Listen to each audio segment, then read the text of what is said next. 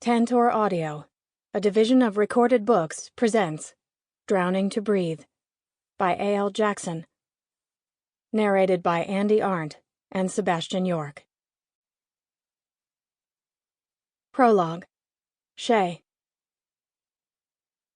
I wept toward the sky, hemorrhaging, crumbling, breaking. No, Callie! Callie! Sebastian's arms tightened around me as the rain began to pour from above. A torrent of pain splintered through my chest, as if it were cracking my ribs open wide, every hope I'd allowed myself to have spilling free. Wind whipped through, like a deranged madness that swept along the ground, chasing after the tail lights that blinked out at the end of the street. Agony. Agony. Agony. No, please, how could I allow this to happen? Please, Callie, my baby, my baby. He can't have her. I won't let him have her. Shh. I felt his breath in my hair, the soft kiss at the top of my head. We will get her back. I promise you, if it's the last thing I do, we will get her back. She's gone, I whimpered. As the sick realization leached into my bones, I slumped into his hold. She's gone. This was my penance, the payment for my sins, punishment for every naive choice I had made, for every deceit I had blindly swallowed, for every lie that had fallen from my lips. But every one of them I'd told for her, to keep her safe, to allow us a life he would never let us have. But we can run as hard and fast as we want, and until we put our pasts to rest, they will always catch up to us. Now mine had us in its grip. Chapter 1. Sebastian. Lightning flashed, and the heavens wept their torment from above. A furious fall of rain hammered into my body as harsh gusts blew through the downpour. A frenzy of earth and wind and sky. My entire being strained against it. I clenched my jaw as fat rivulets of water gathered in my hair and streamed down my bare chest and back to soak my jeans. 2 feet ahead, Shea stood in front of me, facing away. Her head drooped between her shaking shoulders. My girl, bent in half and broken in 2. All that blonde, drenched, like a swilling river overflowing with pain. Around us, chaos howled like a demon. A hurricane. A fucking devastating storm. Dark, dark, dark. For once, I saw none of her light. Rage blistered across the surface of my skin, the pain and fear I had for Callie eating me alive. That rage headed south and twisted through my stomach, inciting the anger of betrayal throbbing from within. Who the fuck are you? It scraped from my throat, low and bitter and confused. It felt like an eternity passed before she slowly turned around. That face, that fucking gorgeous face I couldn't erase from my mind, looked back on me with misery, and my chest felt like it just might cave. I'm just Shea, she choked out and hugged herself tighter, going back to the same thing she'd told me on the beach 2 days ago. I'm just Shea. 3 little words that should mean nothing, but they'd sent a ripple of agitation through me then, my gut telling me whatever had brought on her discomfort was caused by whoever the fuck had fathered Callie. Of course, at that time, I'd been under the very misguided misapprehension he was dead, whoever the piece of shit she'd chosen to keep a secret happened to be. Now I could only wish he was. Martin Jennings. My skin crawled and my teeth ground with the accusation. You lied to me. A sob tore through her. The tortured sound ripped through my insides. Yes. I opened my mouth to make more accusations when I felt the figure approaching from behind. Shea, she whimpered over the driving rain. April, Shea's best friend, slowly edged down the first porch step, hanging onto the wooden rail as if she might fall to her knees. More torment made a pass through Shea's expression. He took her. Every fear Shea'd ever had was wound up in the statement. I heard it. Fucking felt it.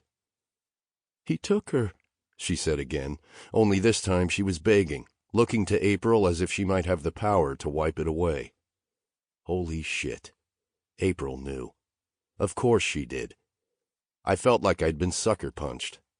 Because that's exactly what I was. A sucker. A fool because I'd just let myself go. Let go of all my control and gave it to this girl. The girl I'd trusted with my fucking life because I'd wanted to give her that too. I felt like the brunt of a cruel, sick joke, an outsider looking in on Shea's dirty little secret. A secret kept from me when I was the one supposed to hold all her truths. But this girl had just given me lies. We're going to get her back, April whispered almost maniacally, her dark brown eyes wide and scared. He took her. This time the words on Shea's tongue sounded foreign, far away. I saw the moment the reality crashed down on her and her knees went weak. I rushed forward and scooped her into my arms just before she hit the ground. There was nothing I could do but pull her to me, hold her. Couldn't stop the way my nose went into her hair or the way my mouth pressed to her temple. I've got you. I've got you. Did I? She buried her face in my chest, her arms clinging to my neck as if I could be her rock. He took her, Sebastian. He took her. Her breath seeped all over me, plea after plea, like she was asking me to make it better, asking me to be a part of it now. I felt torn in a million directions, shredded.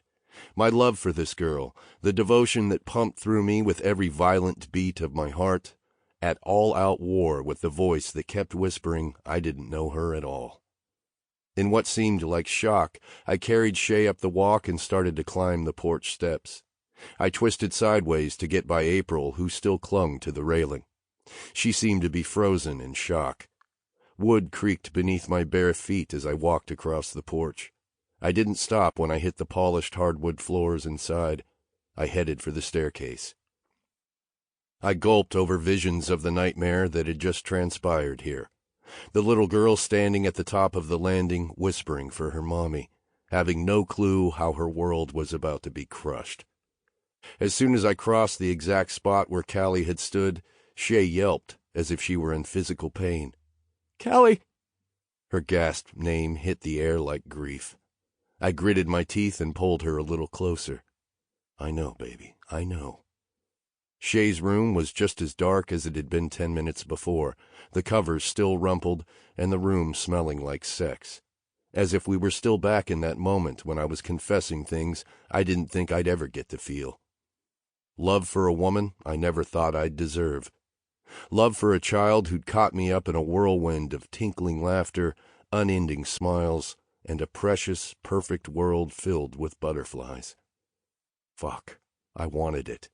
I wanted it so bad, but now I didn't know up from down. Didn't know who was who or where I belonged.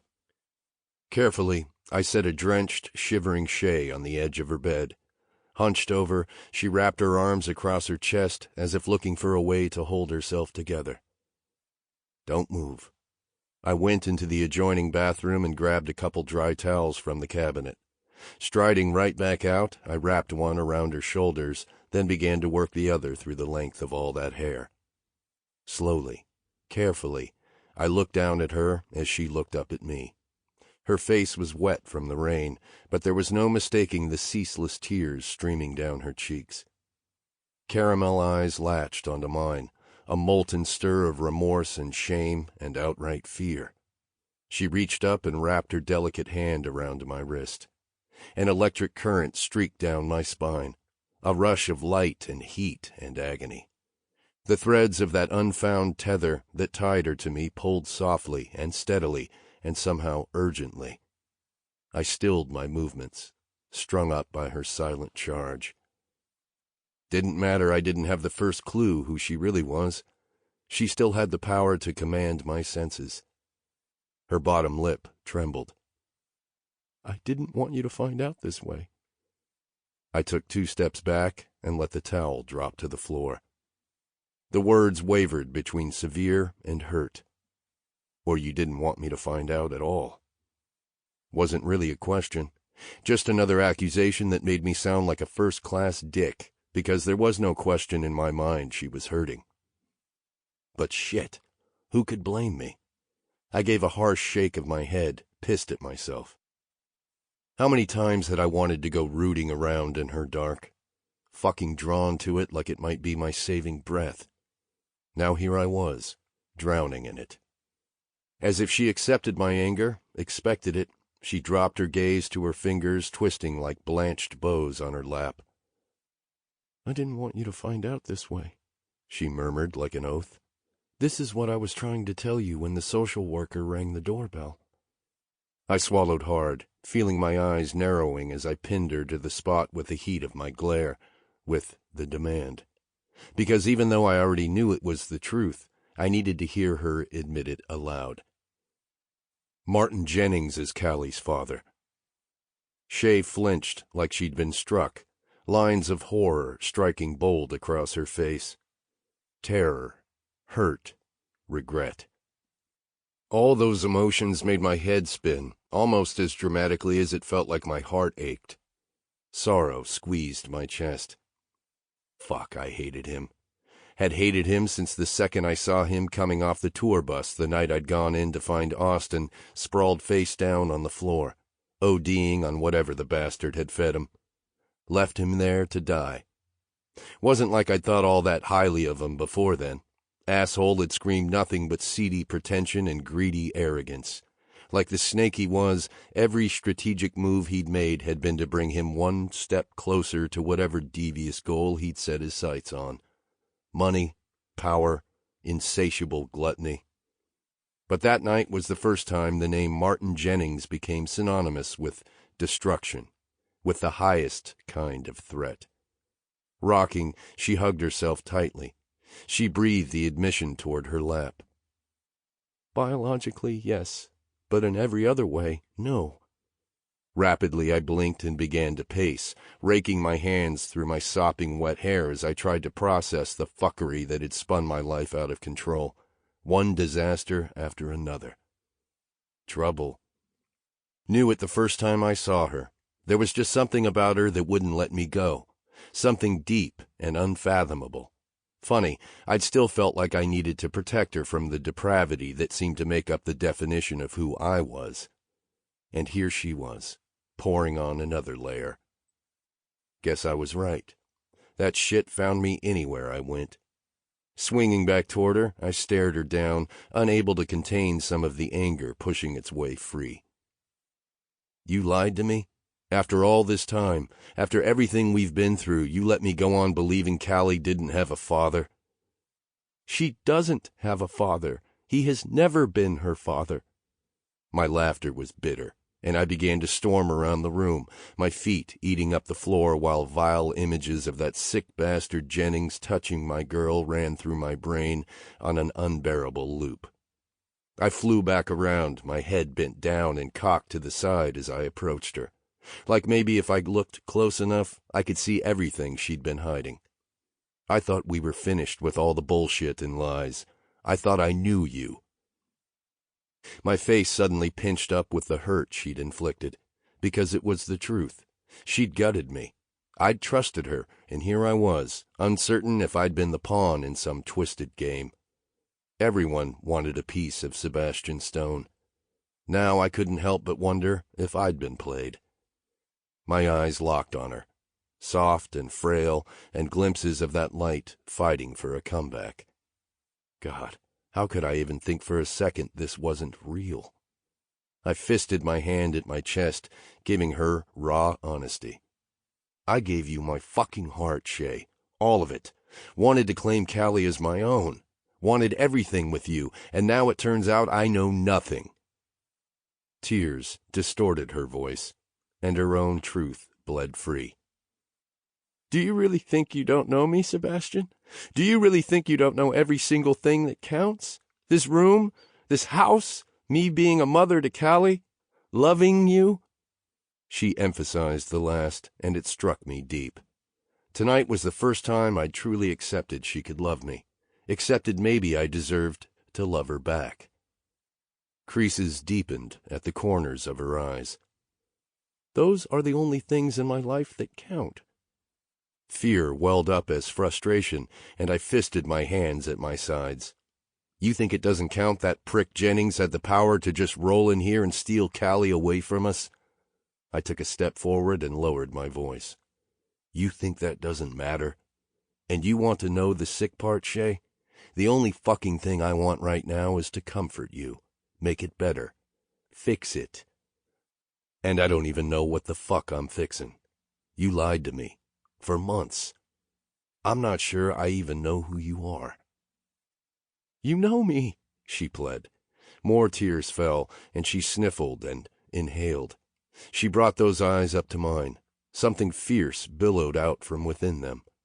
Her voice was a whisper, but there was no mistaking the strength behind it. Yes, I lied to you. But it's a lie I've told everyone, including myself. It's the only way I knew how to survive. It was the only way Callie and I could live a normal life.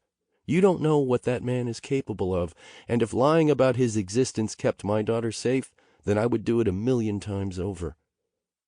I swallowed hard. I'd be nothing but a hypocrite if I said I didn't understand. How many secrets have I kept locked up tight, refusing to show them to protect my family, my brother, the band?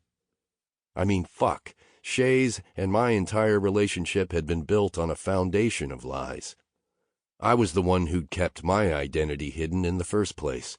Now I knew what that shit felt like. But her being Delaney Rhodes and wanting to leave behind a life she didn't want was one thing. Martin Jennings being Callie's father was a whole different story. Did she have any clue how tangled I was in Jennings's life-sucking web? My words were strained. That's where you're wrong. I know exactly what that asshole is capable of. That's what scares me most. Another rush of chills trembled through her, and she nodded as if she were attempting to make sense of her own questions. I can't believe you know him. Biting laughter escaped me before I could stop it, as I was struck with another rush of doubt. But didn't you already know that, Shea? God, I was so back and forth, swinging from sympathy and care to wondering if she was some kind of mole planted in my life with the sole purpose of ripping it apart. Her chin quivered. I would never have kept this from you as long as I did if I'd known. Then how? Helpless, she lifted a shoulder. I don't know. Why were you in Savannah, Sebastian? You're the one who came into my life. I had no idea Martin was a part of yours. She squeezed her eyes closed, like maybe she didn't want to ask the question before she opened to me. I need to know how you know him. More bitter laughter, and I paced again, wiping the back of a hand over my mouth like I could wipe away the sour taste. I cut my attention to her. Told you I might still be going to jail, Shea. Told you I wasn't any good for you because every time I turn around, I'm doing something to threaten my freedom. And my freedom is threatened because of him. Because he fed my baby brother pills, then walked away and left him for dead. A shocked sob racked through her, and she covered her mouth with her hand. Oh, my God. No. She blinked what seemed 1,000,000 times, seeming to withdraw, like she wanted to shrink back into her bed and disappear. Awareness slammed me hard and fast, and I reached for her, framing that gorgeous face in my hands as my own terror barreled through me. I saw it, Shea's truth. What did he do to you? She squeezed her eyes closed, withdrawing further. I tightened my grip, and the demand scraped up my throat. Tell me. She shook her head against my hold. I can't. You can't or you won't. Can't. It felt like she burned me. She gasped when I suddenly released her. Eyes narrowed with regret, I studied her. She looked so small sitting at the edge of her bed. Fucking broken, still the most beautiful thing I'd ever seen. all her colors striking bold, all that black and white, the deepest red and the darkest dark, trust and light and outright fear distorting it all. Like maybe she was begging me to see inside at the same time as she was shutting me out. My phone rang from my jeans pocket, and my attention went back to what was most important, the tiny girl who'd been ripped from her home. "It's Anthony," I said like a promise when I saw his name lighting the screen. Hope swept her features. I put the phone to my ear. "Anthony, tell me you have news." His heavy sigh traveled across the line. Foreboding. I sucked in a breath. "I do. I'm just sorry it isn't the kind of news you want to hear, Baz. I got word Martin Jennings made a public statement an hour ago. He's playing the concerned father card. He says he knew he had to step in when he discovered you and Shea were dating. He's using the assault against him and your past possession and theft convictions as his ammo. He's claiming you're only with Shea to get back at him and using his daughter as a pawn." The bastard was saying I was dangerous. Which, when it came to Martin Jennings, I was. A fucking loose cannon. I knew in my gut that asshole's involvement with Mark and my baby brother went far deeper than any of us fathomed. And now it involved Shea and Callie. I turned away from the terror blanketing Shea's expression when she saw mine drop, unable to look at her as Anthony confirmed what I'd worried about most. My shit, the shit that's gone down in my life, would be responsible for taking Shea down. The shit I caused to go down in my life would be responsible for taking Shea down. Knew it the second I saw him step from that car. Jennings was here because of me. You were warned you'd regret fucking with me. Point blank, that's what he'd said with a devious smirk on his face. Same thing he'd warned at that doomed mediation. Running a hand down the tense muscles at the back of my neck, I studied my feet as I paced the floor. All along I'd known I was bad for her. All along. There wasn't anything right in my life, so how could I be right for her? But I'd pretended for so long I could possibly be that guy, I'd begun to believe it. Believed it when Shea had accepted me back after she'd found out who I was, because she recognized the man hidden underneath. Reached in far enough to touch him, to bring him to life through her beauty and light. The one who wanted something more, to be something better. I wanted it so fucking bad I'd gone and forgotten all the garbage still eating at my heels. Forgot about the fact I was either going back to jail or back on the road. Instead, I carried on with Shea like I was always going to be here, wanting her and Callie as my own when the shit in my life owned me. Now with Callie and Shea being tied to Jennings, I had no idea how to make any of this right. He cleared his throat.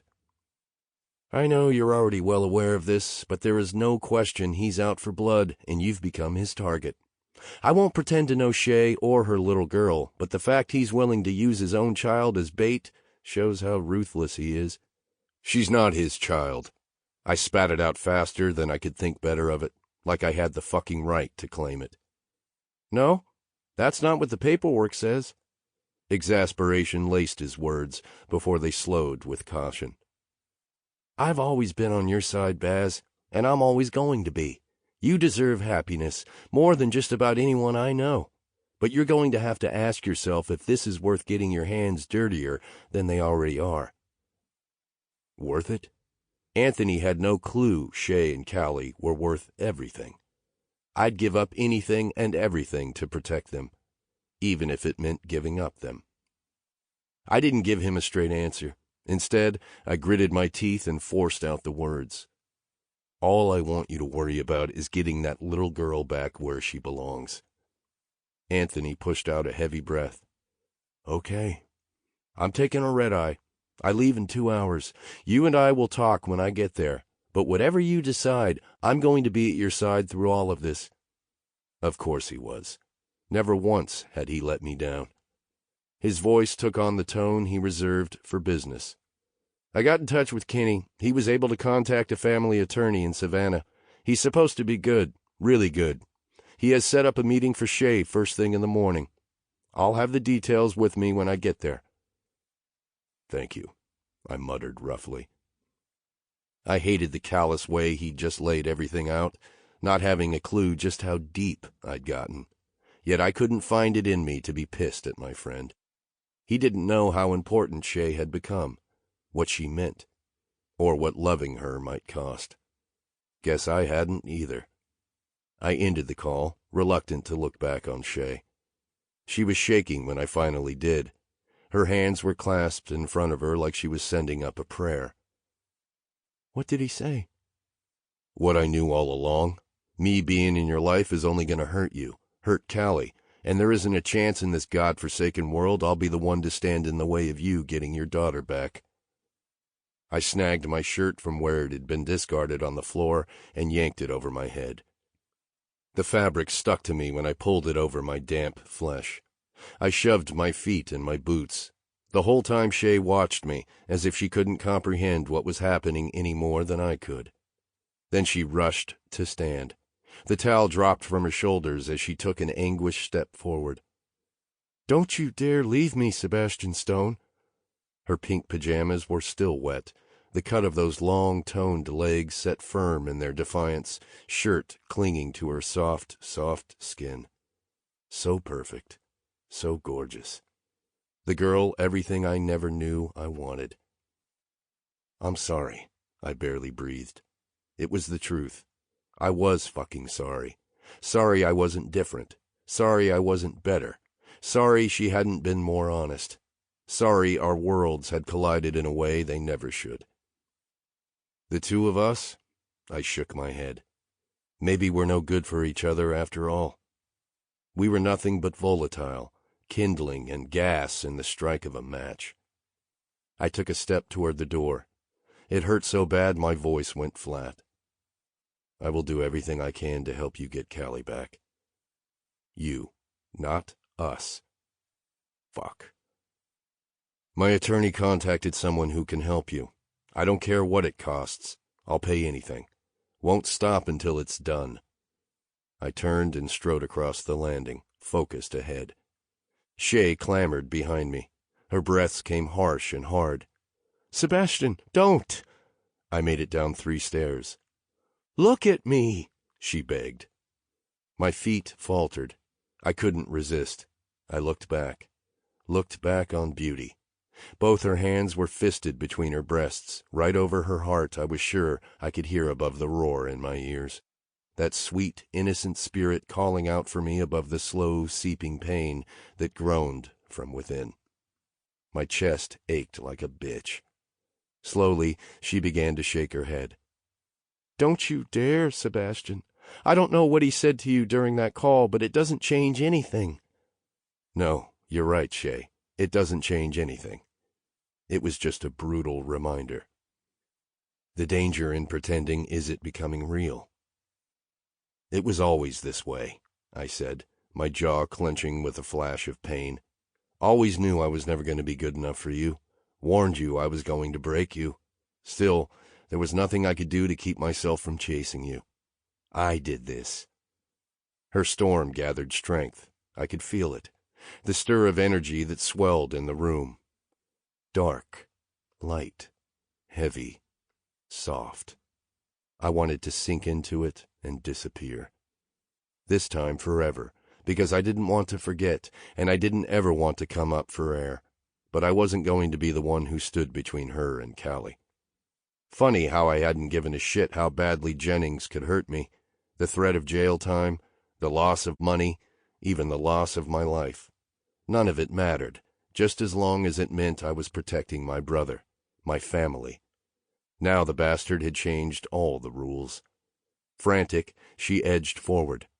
"No, you know this wasn't just about you. It was the perfect storm." I bit back a biting laugh. Storm. Maybe it was hers, the force of that hurricane inciting a war, urging it forward, bringing 2 enemies face to face. But every battle has casualties, and I refuse that to be Callie. Shea stumbled over her words. All of them tumbled out with a confession I didn't know could hurt so fucking bad. "I haven't seen him since the day Callie was born, but he made sure I wouldn't forget that one day he'd be coming for me. Never let me forget I owed him. Sample complete. Ready to continue?